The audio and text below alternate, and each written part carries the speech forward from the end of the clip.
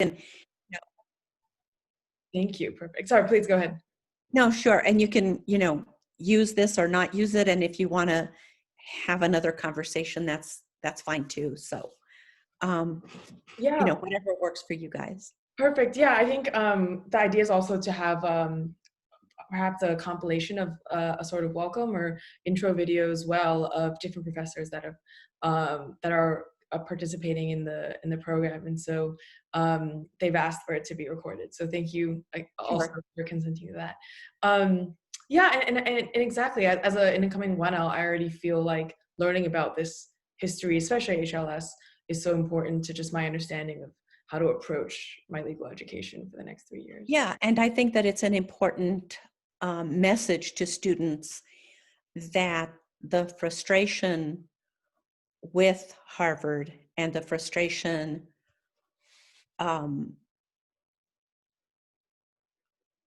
the issues of the inequalities around legal education, predate those of us who were among the firsts there, right? I mean, this has been a concern for a very long time. And I mean, I think that part of the reality of putting together that history is that while we have been successful at disrupting the sort of the evenness of the messages that the institution puts out, Right. We have been less successful in achieving our goals, in trying to diversify the faculty and trying to really alter the curriculum in ways that would address race and class and other inequalities more directly, So I think it's just important that we keep in mind that there has been a lot of work that has been done, and yet the institution is amazingly elastic and just able to absorb that and just be as elite as it ever has been, right? Right. Yeah, and on that kind of somber note, I actually was wondering if I could I guess bring you back to when you were a law student here, and I was reading your article in the Women's Law Journal, Mascaras, Trenzas, and Greñas. Mm-hmm. And I was incredibly moved by some of the stories that you shared in it. One is of you in the bookstore where you picked up Rodriguez's book, autobiography, and you're moved by that. And another was during your criminal law course when you were reading a case about Josefina. And I was wondering if you could share a little bit about either a story or anything you'd like about when you were a student. How did you fight the different forces throughout law school that sought to de-radicalize students and convince us that law is neutral and just? So to go back to the 70s, right, at the time when I was there, first of all, there were many fewer female students than there are now. So that was, I think, part of it. And there were just very few women of color, right? So that's the other dimension of this. But I think that we did not have access to the wide range of materials and analyses that your generation has, right? Right. Critical race theory had not been invented. In fact, CLS, critical legal studies, was just in its infancy in the late 70s. Well, that sort of differs, right? Because there were a lot of, many of us are with movement experience.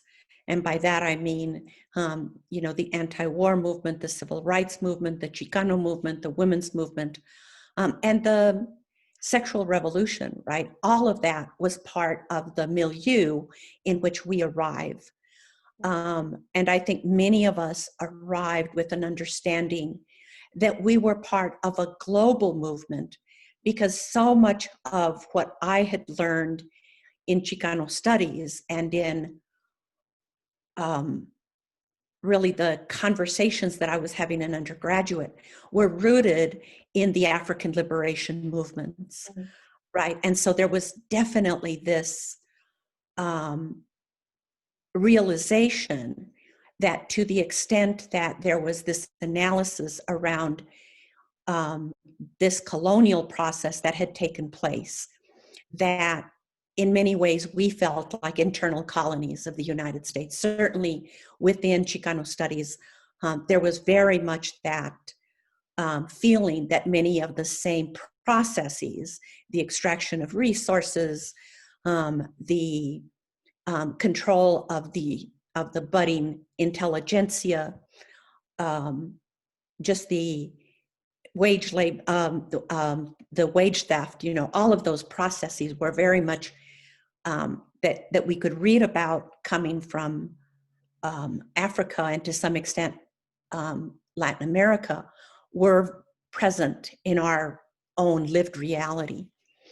And so I think that we arrive at Harvard politicized, to be plunged into classrooms in which there was, and I think this is part of what I talk about in my article, there was and I think that to some extent it's probably true today, a tacit acceptance of a certain kind of a politesse, if you will, some norms that applied to how you conducted yourself in that space, and what you talked about. And I think that to think of the parties in the cases that we were studying as having stories based on their lived experience, and that lived experience was integral to our understanding of the legal issues and the remedies. I mean, that was just, I think there was very little in the classroom that allowed us to make those connections. Right. And the parties were frequently no more than a name, possibly. And then the way that the appellate procedure just strips the facts away, right? And I think that most of us didn't have the capacity to figure out how do we go about getting a better understanding of what it means to study those people's lives. Right. And to some extent, I think that this has really come home to me because of the work that I've done in health sciences. And to some extent, the understanding that medical students have cadavers in front of them, right? And a cadaver that needs to be paid respect, right?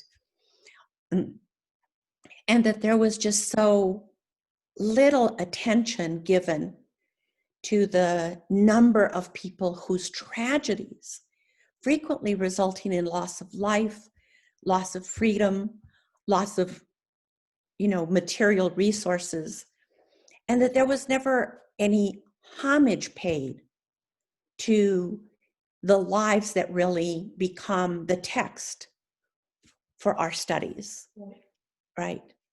And that I don't think that I could easily have articulated that when I was there, but I definitely felt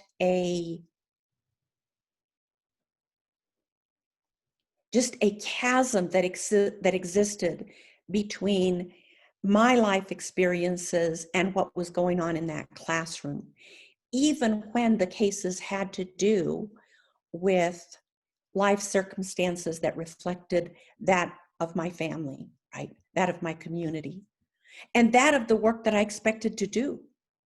Right?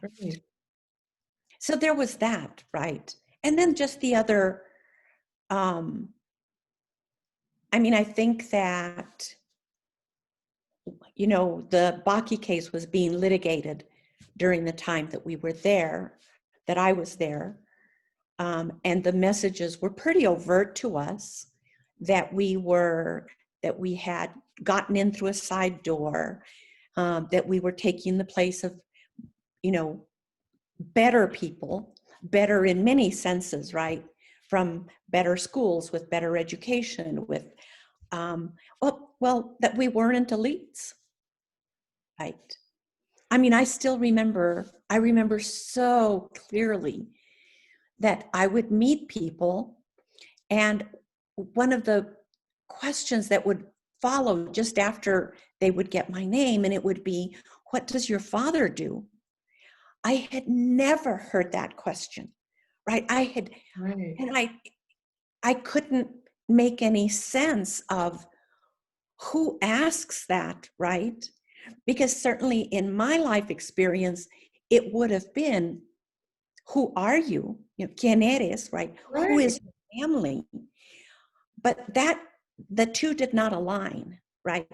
That question about who are you in our community, right? Who is your family, was not a question about economics, right? Yeah. Right. Wow. Yeah. You know, actually, the point that you made also earlier about health sciences, I had the exact same thought because I had read the memoir called the memoir by a neurosurgeon. It's called "When Breath Becomes Air," Uh-huh. um, and he'd actually spoken about how when he was a medical student, he was just starting out with anatomy classes, and in the beginning, he treated each cadaver with reverence, but then as time went on, there was kind of indifference, right? There was a sort of, oh, these are, you know, tools for us medical students to learn, until at one point there was a really moving moment where his professor, anatomy professor, walked in as they were dissecting, and asked the question to the class, you know, what was the cause of death of this man, of this man? And they said, I think it was like stomach cancer. And then the professor asked, how old was this man? And the class answered 75. And the professor said, that's how old I am, and then walked out of the room. And I think that moment, at that moment, the author expressed, like he said, I realized how sacrilegious it was for us to just go through these classes, go through anatomy, as if, you know, with indifference. Like he felt ashamed that he just was looking at these cadavers as reduced to instruments in front of him. And I recalled that actually during my first 2 weeks of law school classes, because, you know, reading cases, it's just, you know, like X versus Y, like name versus name, right? And we don't take the time to, as you said, learn the histories and stories, and the flesh and blood of these parties. And as you say, to show some respect, right? Mhm. Some acknowledgement that, um, I mean, so many of those cases represent probably the worst moment in many people's lives, right? Um, and that we haven't instituted any kind of ritual that would show that respect, right? Um, that we recognize that in fact the study is made sacred by that, right? That there's some, um, you know, that there's something beyond just the you know, it can become so pragmatic and so materialistic, right? I mean, um, just an abstraction, right? Right. Yeah. Um, and and I guess this next question is related. And I'm personally curious about this as well. What are, if I've, you know, personally been thinking a lot about the case law method and I guess classic pedagogy of legal education. I guess what are your would you propose, or if you could change it anew, how would you, how would you start imagining a new way of new pedagogy of understanding the law? Well, I believe that it would be useful to begin legal education by actually having students meet clients. Mm. I think it would be useful to have students go over to the sites of law, to go over to courtrooms, but to go over to jails and prisons, to go to banks, if in fact you're going to be thinking about financial instruments, right? And to be more from the beginning reflective of the consequences of what's going on in the law school classroom. I mean, I think that so much about law school is about power. And it's a word that gets used so infrequently because I think, and part of what I've said in other writing is that I think that part of the way that the status quo is maintained is by silencing questions of power, most particularly racial power. Right? And if law students are instructed not to speak about that because it's so monitored and silenced in the classroom, you come out with a cadre of people who not only don't have the skills for talking about power in explicit terms, and particularly powerlessness, right, or illegitimate power, including racial power, but with a set of values in which it is a breach of norms, it is a breach of those values to, in fact, engage these questions. And I think that a lot of what is going on right now, post George Floyd and his untimely death, is in fact the disruption of these norms, that we must talk about race and institutional and structural racism, right? That this isn't a bad apples conversation. Because I think that that's so much of what goes on in law school obfuscates the what in medicine we call the upstream effects, right? The institutional and structural and systemic aspects of this. Right. And the thing is, I'm speaking as if though I know. I know more about, I've been out of really the law school environment for about 15 years. I've been in health sciences. And yet my contact with law students has continued during that time. And my sense is that things aren't too much different in terms of really what's going on in the classroom.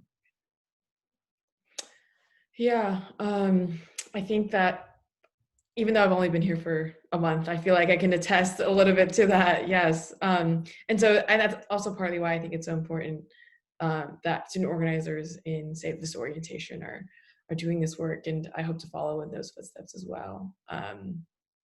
So I was going to say that I think that the other dimension of legal education that I've been working on most recently is really trying to introduce what I call racial literacy into the set of skills that both medical and legal professionals need in order to, to the extent that we're going to talk about professional excellence, whether it's the competence of an experienced practitioner, right? That I think racial literacy and understanding of the way that race structures relations and the codes that are embedded within virtually all of our interactions, right? And the extent to which race has all of these layered meanings. right? And that requires knowledge and skills, right? I mean, it isn't a matter of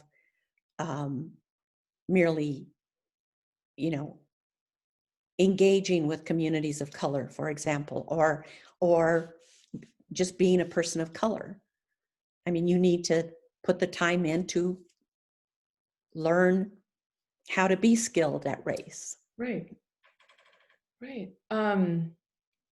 And I guess following up on the first part of your answer, what role do you think lawyers play in liberation and solidarity work?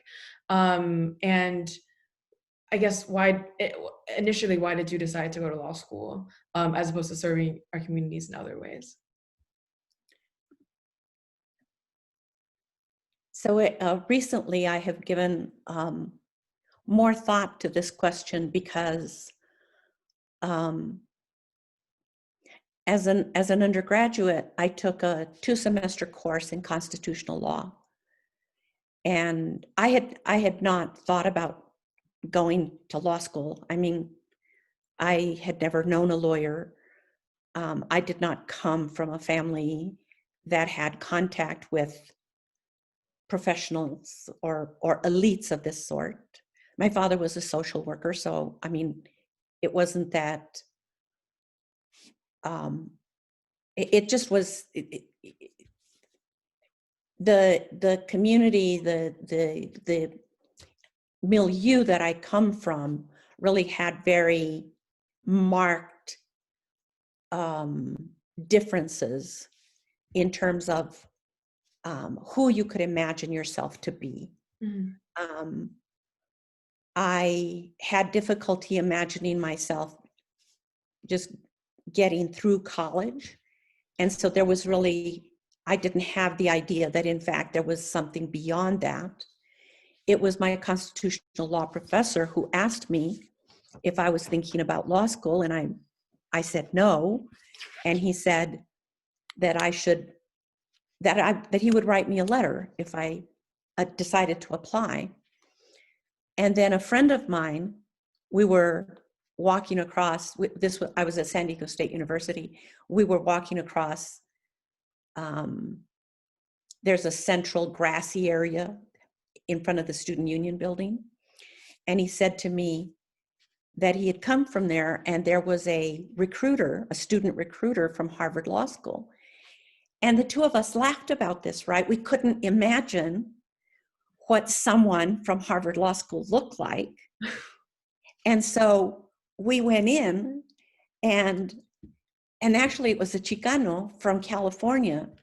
And I remember he was dressed in a tweed blazer. Now this was San Diego. No one dressed that way. Literally, we were in cutoffs and t-shirts, right? And I mean, it was just, and so he offered us application forms and they waived the application fee. And it was that serendipitous, a set of experiences that result in my applying to Harvard, right? Never thinking that I would get in. I mean, and not knowing anything about I didn't realize how stratified legal education was. Mm-hmm. I didn't know how remote a possibility that was, right? I mean, so all of that, and because it was outside of my consciousness, I wasn't limited by it, right? Because had I known, I probably wouldn't have applied, right?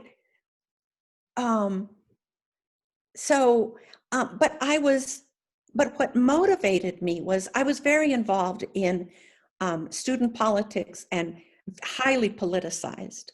I had been in ethnic studies. I had been on student senate. I had been, I thought of myself as someone who wanted to have more understanding of the process of law. just from Student Senate, right? I would get extremely frustrated that, or I would feel extremely animated when we could use process to get our aims right. Mm. Um, and at one point we controlled the student budget, and we tried to use it for financial aid. Mm. So we were doing things that we thought were important. At the same time, there was a lot of emphasis that the Supreme Court was an instrument of liberation. Mm. There had been the cases that came after. Well, there was Brown, of course, Brown versus the board. There was all of this emphasis on the dismantling of de jure segregation. That it, having witnessed it in my lifetime, right? That legislatures, but particularly courts and federal courts and the Supreme Court could do this, right? And there was this, I'm sure, exaggerated hope that I would be able to use law in that way, right? That my community would benefit from my knowing law in that way. And of course, today we see what I consider a very corrupted court, even today's hearings, right? And that, in fact, the court, as I see it now, and the federal courts are instruments of injustice, right? And that the wins that we had proved to be so ephemeral. That Brown could be diluted so radically that we are now more segregated. That both brown and black bodies are more segregated today than when Brown was decided, right? So that was part of that's part of the way that I thought about myself there, right? Not thinking of myself as becoming a judge or that was outside of my of imagination, right? I had no idea that I could be a law professor, right? It was so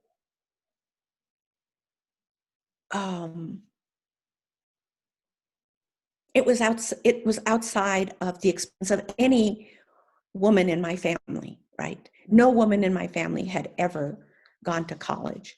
No woman in my family had ever spoken in public space, I don't think. I remember my mom was involved with the PTA, and I think may even have, been an officer in the PTA. It was the only kind of very limited leadership that I had ever seen, right? Mm-hmm. And so,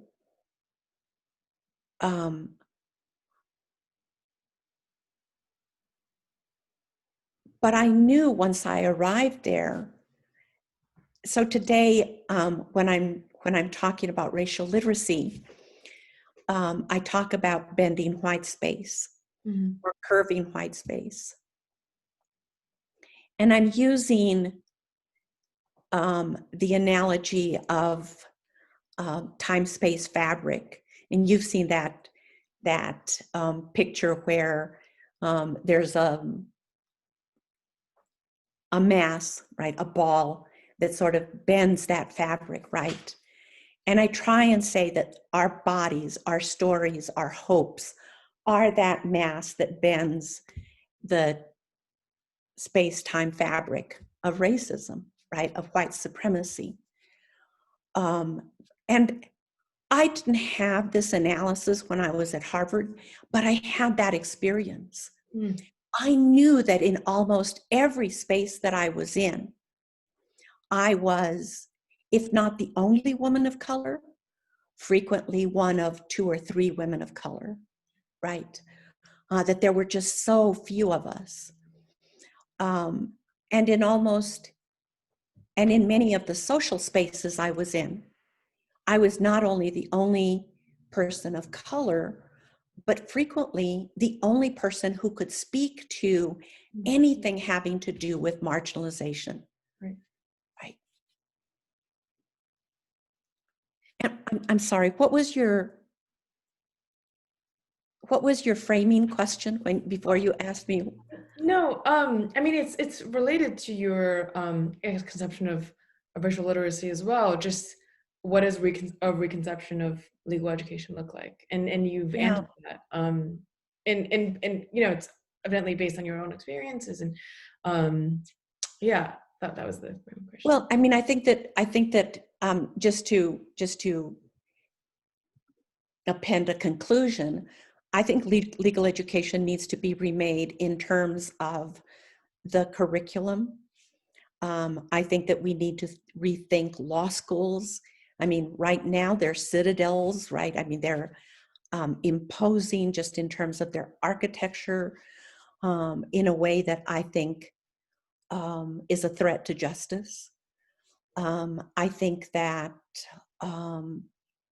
we just need to rethink student admissions. I mean, I've always been taken by Duncan Kennedy's suggestion that it should just be a lottery, right?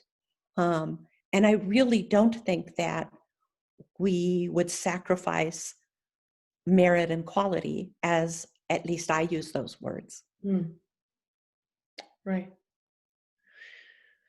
And I'm someone that I think for a long time, I certainly prayed before the altar of, academic excellence. I mean, we get to these places because we overvalue them.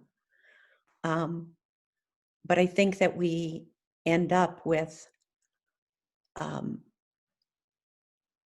profession that specializes in injustice and inequality, partly because of the way that we go through student admissions, faculty hiring, curriculum development, all of those things, I think, contribute to the law being the handmaiden of inequality. Mm-hmm. Right. And on that, and the last question I have is, do you have any closing thoughts or advice you'd like to give to, someone like me, someone who's a 1L, who's just had, 1 month at HLS? Yeah, what would you like to say to all of us, I guess? I guess what I'd like to say is that I'm really grateful to all of you for the work that you've done. I mean, there's really a vindication for those of us from so long ago, to now see, I mean, certainly the young woman that arrived at Harvard Law School so many years ago, the young me, would have liked to have known of Victoria Lee. Would have liked to have known that there was a group that was doing disorientation. I would have liked to have, or the young me would have liked to have had the opportunity to have student peers, like those of you that arrive, knowing critical race theory, having the skills and the vocabulary and the exposure that you have. And I think that one of the things that I learned being there was that I learned more from the other students than I learned from the faculty, both good and bad. I mean, because I could certainly tell you many stories in which I experienced overt racism from people who I thought were my friends, Right. White males and white females. But also, I mean, I made lifelong friends. And so I think that you have the benefit of having a more representative group of faculty than when I was there. So I think that I think your education is benefited by that in a way that it wasn't when I was there. There was only one woman on the faculty when I was there. Herma Hill Kay visited from Berkeley while I was there, and so I took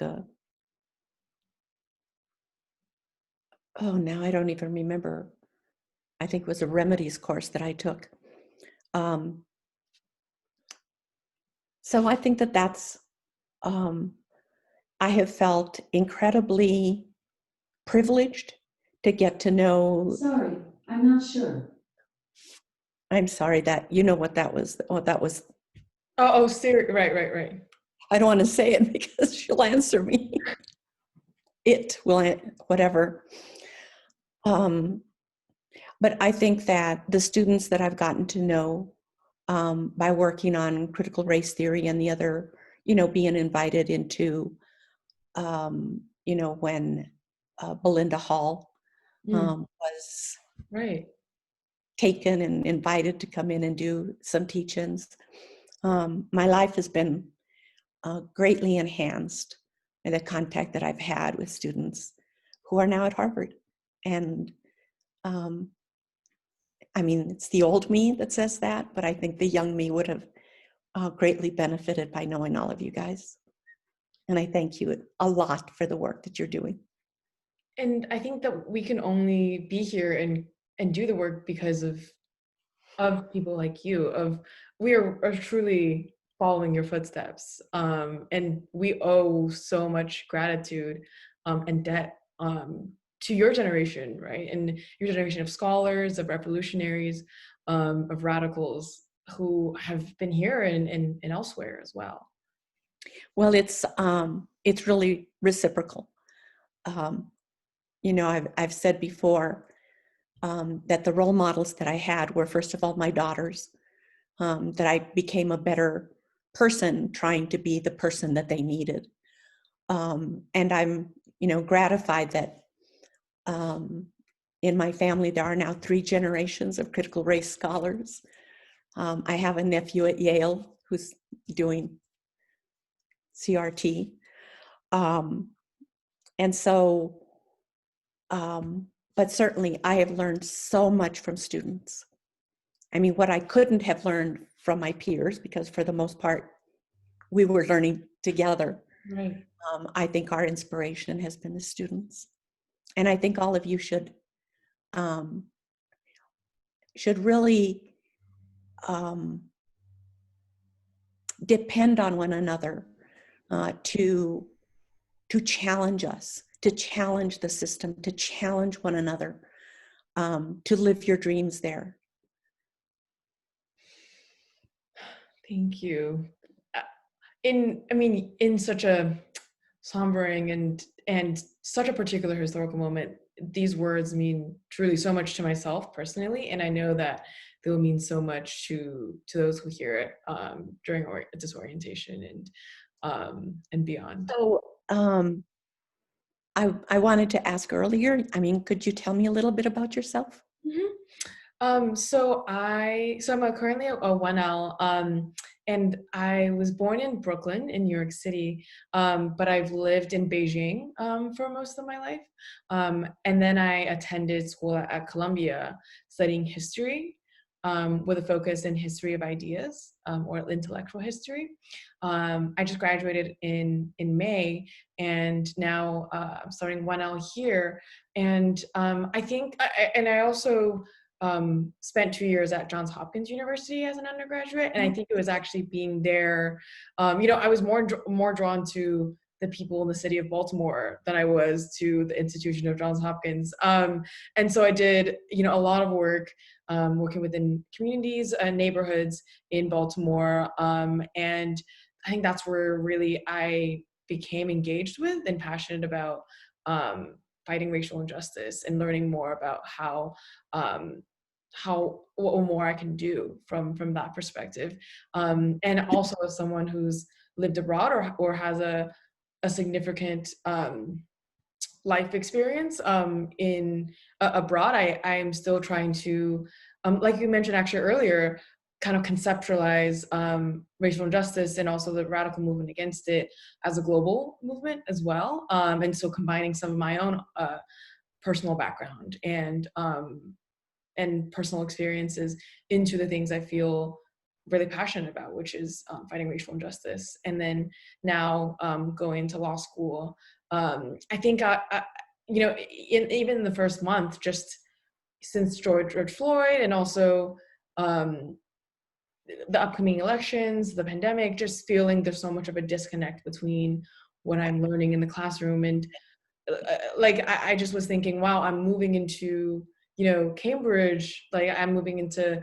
like my own apartment, and like and I was so I was caught up in that for a little bit, but then I suddenly I think I was reading the news about something else, something that another shooting I think that happened as a result of police brutality in September, and I think I just was shocked out of it. I was like, how could you forget why you came here? It's so easy to just fall into, oh, this is the legal fiction, this is the legal sphere, and block everything out. And so I'm definitely trying to organize and also bring that into the conversation in classrooms. And you know, I don't know what I want to do in the future yet. I'm thinking about potentially being a public defender. But I also, part of me also am interested in international law, again, because of that international background that I have, but then not really sure what public interest or radical international law looks like. And I guess just trying to combine everything that I'm learning now from the classroom, from my peers, with my own personal experiences and my aspirations for the future. And so you're Chinese American? Mm-hmm. Yes. So our daughter-in-law is Chinese American. Her folks are in Hong Kong. She and my stepson live in Hawaii. But she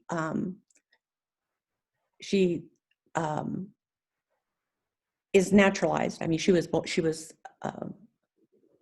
born in Hong Kong, and then I mean and maintains very strong, because she was a flight attendant, flying into China regularly. Right. And so she maintains her language skills. I mean, she uses them, constantly. Right. And then, I mean, so my older daughter is doing a doctorate at Johns Hopkins, and my younger daughter got her master's at Columbia. So when you talked, it was like all of these. Right. What is your older daughter's doctorate in? It's in social justice and health equity. It's a new concentration. Wow. Right. Yeah. I mean, so it's basically critical race theory. Right, but as applied to public health. Right. Johns Hopkins is a great school for that. And I thought about studying public health as an undergraduate as well while I was there. Well, I can tell you that I took several courses in public health when I was at the law school, and I regret that I didn't get a master's. I mean, I felt more, because I also took some courses at the Kennedy School, but I think that the school that I felt the most comfortable intellectually was in public health. Mm-hmm. Yeah. Right. And then what is your second daughter, or your younger daughter? So my younger daughter got her undergraduate degree at NYU in politics and Latino studies with a math minor. Wow. And so very techie. And so she then got a master's in, well, it's math ed, but it was really a math technology focus. And now she works for the National Association of Counties. She works on economic mobility issues. Wow. Yeah. I mean, it's, and trying to really mobilize at the county level, because so much of the decision making really is at the county level. Yeah, a lot of what's happening with COVID really. And, racism is a public health issue, as a public health crisis. A lot of the tools are coming out of public health. So, and it's counties that are really at the forefront right now. So, yeah, I get a lot of my information from my daughters. It's like, yes, tell me all you know. Yeah, the newest developments in CRT, right?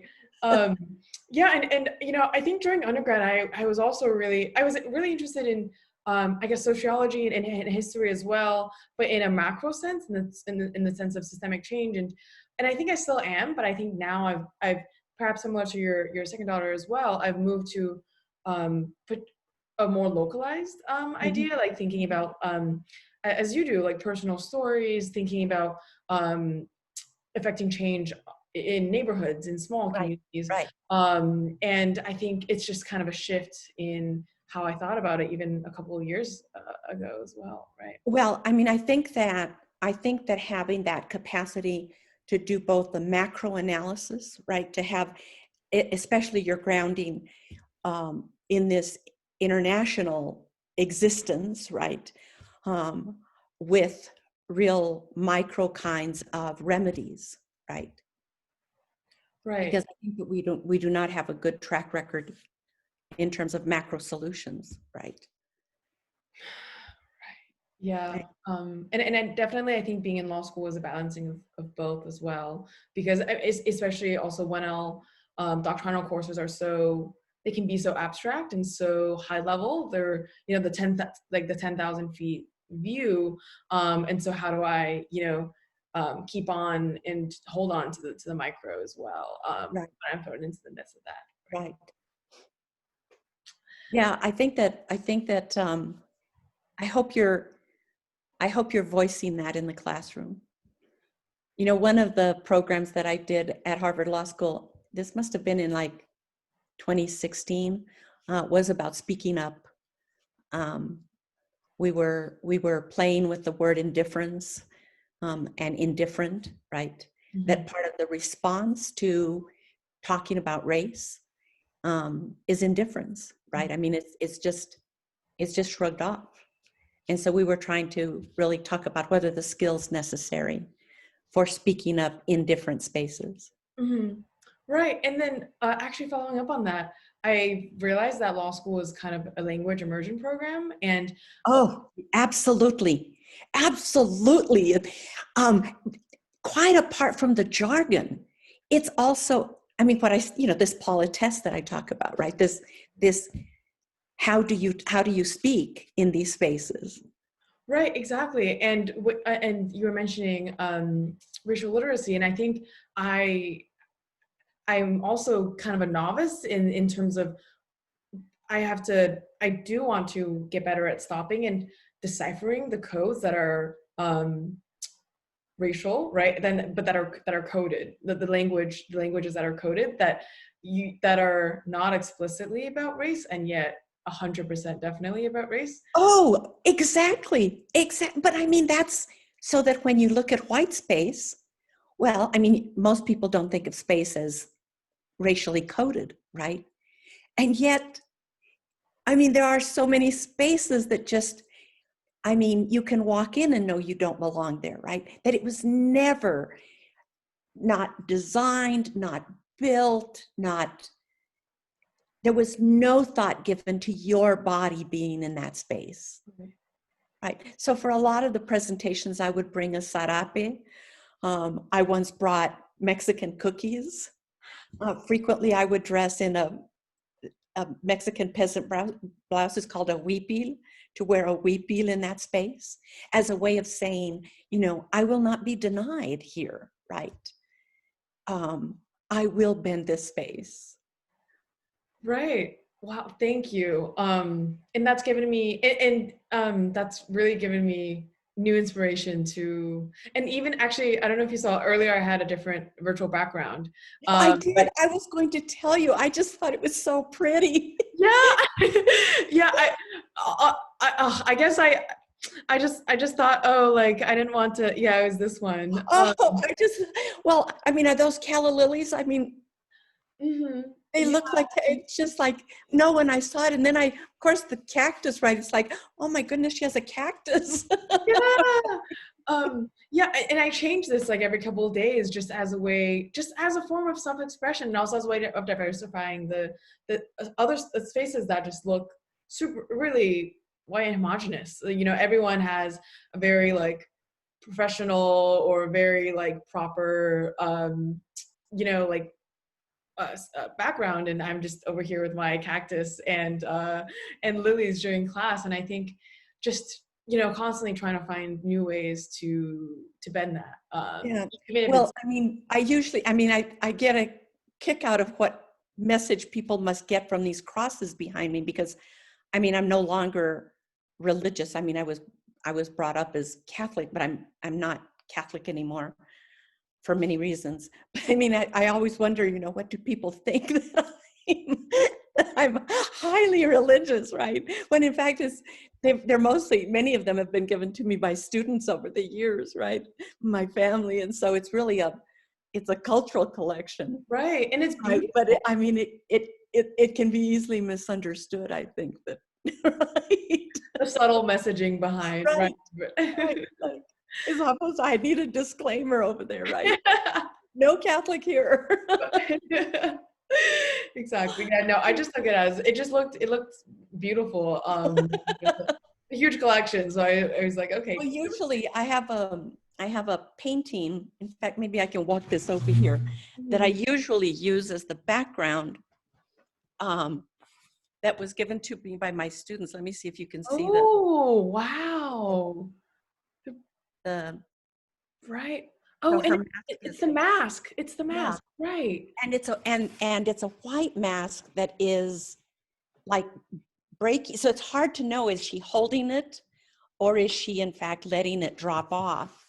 So anyway, that was given to me by my students. I just think it's so evocative of everything I'm about.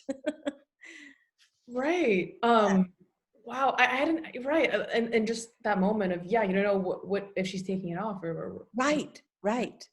Well, and that I really think that um, it exemplifies legal education, because I think legal education is that white mask, right? And that we both, are in the process of taking it off and putting it on, because at times it's operational for us, right? Yeah. Wow. I'm sure. Well, both the crosses and that painting would have evoked a lot of discussion and Well, conversation. I just wanted to correct any impression that the causes might.